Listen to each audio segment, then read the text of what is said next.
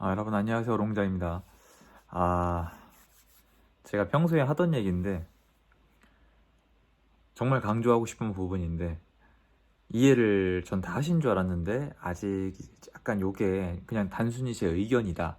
억지다. 뭐 좀 심하게 얘기하면 뭐 네가 뭐 억지 논리다. 기적의 논리다. 이런 얘기를 하시는 분이 계셔서 다시 한번 이거에 대해서 영상을 찍어서 정리를 하고자 합니다.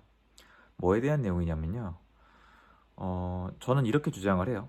매년 매년 집을 필요한 사람들이 나온다. 매년 매년 일정 수 이상의 사람들은 집을 매수해야만 한다. 전세든 월세든 매매든 각자 각각 분명히 수요가 있고 매년 매년 어떠한 일이 있어도 사람들은 전세 계약을 해야 되고 월세 계약을 해야 되고 매매 계약을 해야 된다. 그러니까 제가 이렇게 얘기하면 어떻게 들리냐면 니놈 얘기에는 집이 무조건 상승할 수밖에 없구나. 너는 그냥 맹신도구나. 그냥 뭐 다주택자 개모임 하는 데구나. 이렇게 말씀하시는 분이 계세요. 뭐 그렇게 생각할 수도 있죠. 근데 상관은 없는데 그래도 말은 맞게 합시다. 제가 영상을 찍는 입장이니까 이게 제 주장이냐? 절대 아닙니다. 어, 주장이 아니고요. 지난 35년 동안 입증이 된 거죠. 지난 거의 40년 가까이 입증이 된 거예요. 모든 사람은 집에 살죠. 집에 거주하고 계시잖아요. 월세든 전세든 매매든 집에서 거주하고 계신단 말이에요. 이거는 절대 예외 사항이 없죠. 인정하시죠? 그러면 내가 어떻게 제가 한 얘기에 대해서 입증할 수 있느냐? 자, 여러분, 집을 누가 짓죠? 이걸 아예 공부를 안 하시잖아요. 그런 얘기를 하시는 분들은 아예 공부 자체를 안 하세요. 시장 참여도 안 하고 돈을 이렇게 모아서 넣어보신 적도 없고 아무것도 안 하신단 말이에요. 그러니까 이게 와닿질 않아요. 이해해요. 실력이 안 쌓이는 거예요. 좀 슬픈 얘기로. 그럼 무슨 얘기냐? 건설사는요. 건설사는 나라한테 땅을 사가지고 팔아 먹으려고 짓는 거예요. 그 목적이 아니면은 절대 안 지어요. 그리고 두 번째, 여러분이 생각하는 거랑 제가 백날 얘기해도 거짓말이라고 하시는 분들이 남아있겠지만 건설사는 폭리를 취하지 않아요. 건설사는 잘못되면 무너져요. 여러분 눈에는 지금 살아남은 건설사만 보여서 그렇고요. IMF 때 건설사 다 날라갔어요.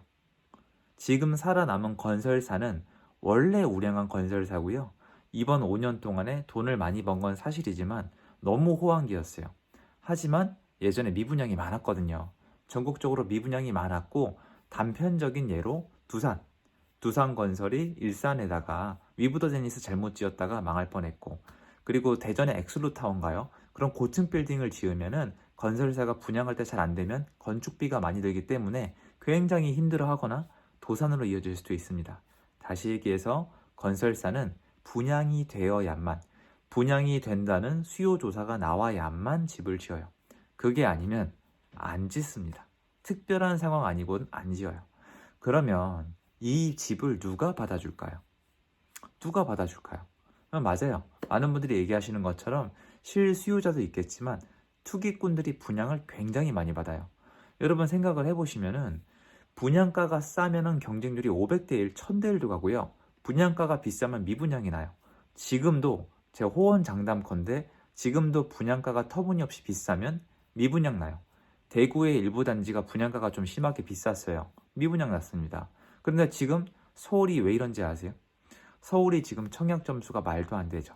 왜 그러냐면 분양가가 너무 싸요. 왜? 강제적으로 너무 싸니까 청약 경쟁률이 많이 나오는 건데 사실 이 청약 경쟁률은 말이 안 되는 겁니다. 왜 말이 안 되냐? 대출도 제대로 안 해주는데 이렇게 많은 사람들이 몰려들어서 분양을 받는다는 건 저는 상식적으로 이해하기가 어려워요. 굉장히 돈이 많은 분들이 많아졌다는 뜻이죠. 아무튼 본론으로 돌아가서 건설사는 이 집을 사줄 사람이 있어야만 집을 지어요. 근데 매년 매년 분양을 합니까 안 합니까? 분양을 하죠. 그리고 또 지난 5년 동안 어떻게 됐어요? 미분양이 없어졌죠. 서울은 거의 미분양이 없어요. 자, 그럼 제 할 얘기는 다 끝난 거예요, 벌써. 분양을 받았다는 건 집을 산다는 뜻이죠. 중도금 들어가기 시작하면 해지 안 됩니다. 자, 그러면은 어떻게 되겠어요? 매년 매년 집을 사는 사람들이 있다는 거죠. 자, 그리고 두 번째, 호갱노노를 켜보세요. 그럼 실거래가가 마구 찍혀져 있죠. 이게 제가 이거 몇 번 강조한지 모르겠는데 많은 분들이 상상의 나라에 살고 계세요. 그 실거래가 가짜로 쉽게 못 찍어요. 0%라고 말씀 못 드리겠는데 그 실거래가 뭐 자전거래니 뭐느니 이러쿵저러쿵 하는데 아닙니다. 90% 이상은 실제로 일어난 거예요. 못 믿겠으면 하실 리도 없겠지만 부동산에 가서 내가 일부러 높은 실거래가로 신고가를 찍고 싶어서 허위 신고를 해보세요. 어떻게 되는지. 지금은 비싸게 찍힌 거 무조건 조사할 수도 있거든요. 한번 해보십시오. 할 수 있는지 없는지. 부동산 중개사님한테 내가 우리 단지를 띄우고 싶어서 높은 실거래가 자전거래를 하고 싶은데 해달라고 해줘 보세요.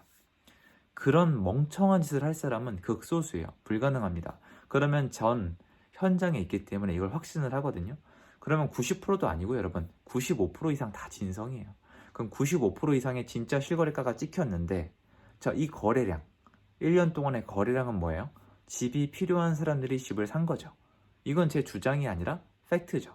전세 거래량 기록에 찍혀 있죠. 월세 거래량 찍혀 있죠. 뭐예요?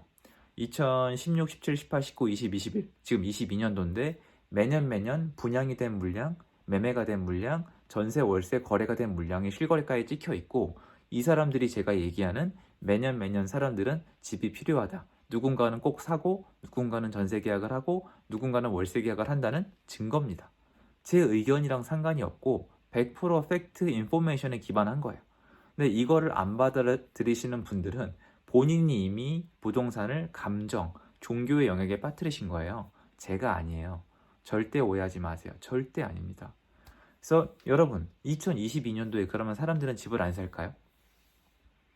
여태까지 설명을 해드렸잖아요. 여러분 2022년도엔 사람들이 집을 안 살까요? 삽니다. 전세 계약 안 할까요? 합니다. 월세 계약 안 할까요? 합니다. 분양 안 받을까요? 받는다니까요. 이게 뭐가 이상하세요?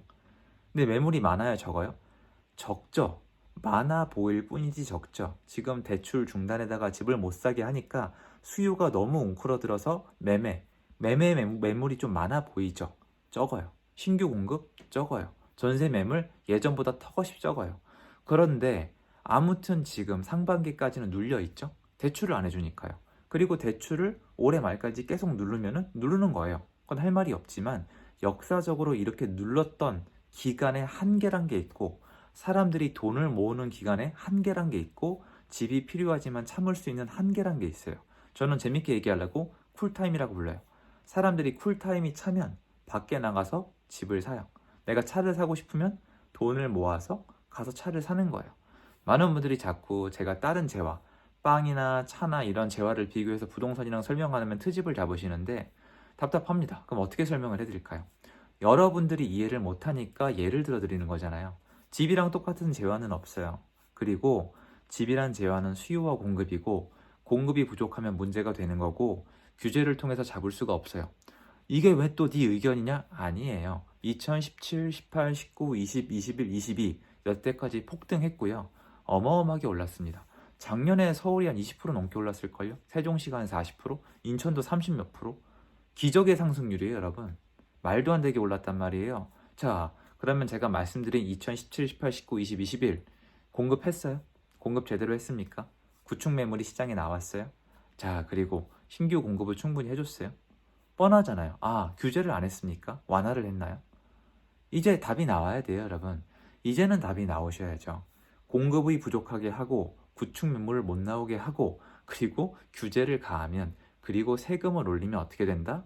집값이 오른다. 2022년도 어떻게 되죠? 공급 더 줄어들었고요. 구축 매물 양도세 완화 안 하고 있고요. 세금 더욱 올렸고요. 그럼 어떻게 될까요? 이렇게 논리적인 설명 앞에 왜 자꾸 이미 많이 올랐다. 그리고 저기 그냥 우리끼리 대화를 하고 있는데 저기 지나가는 사람 손잡고 데려오는 셈이죠. 우리 둘이 지금 얘기를 하고 있는데 저기 지나가는 아저씨 붙잡고 끌고 들어와서 얘기하는 이런 이론이 뭐예요? 거시경제. 갑자기 거시경제가 왜 나와요? 금리요? 여러분 금리와 집값의 상관관계에 대해서 데이터를 얼마나 가지고 계신가요?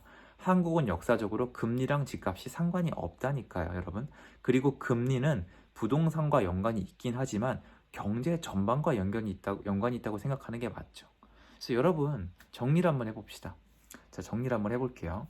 제 주장은 억지 주장이 아니고요. 여러분 우리 인간들의 생활 패턴을 최소한 지난 5년, 넓게는 지난 10년, 제일 크게는 지난 40년간의 데이터를 통계로 했을 때 일반적인 사실을 말씀을 드리는 거예요. 이 일반적인 사실이 왜 이상하게 들리시는지 되게 안타까운데 이해는 하는 게 왜곡된 언론 보도 그리고 사람들의 지식을 기반으로 하지 않은 의견들에 감정이 흔들렸기 때문이라고 생각을 합니다. 오늘 다시 한번 정리해드려요. 사람들은 집이 필요하고 2022년도에도 집이 필요할 거고요. 지금까지 해왔던 이대로라면 2022년도에도 결과는 같을 수밖에 없어요. 여러분 의견은 어떠세요? 저는 제 의견에 한치 망설임도 없고 거의 확신을 하거든요. 그래서 다시 한번 정리를 좀 해드렸습니다. 억지 부리는 게 아니에요, 여러분. 좀 믿어주십시오. 그냥 제가 얘기한 거를 데이터로 찾아보세요. 그러면 좀 도움이 되지 않을까요? 오늘 영상은 여기까지고요. 분명히 도움이 되실 거라고 생각을 합니다. 감사합니다.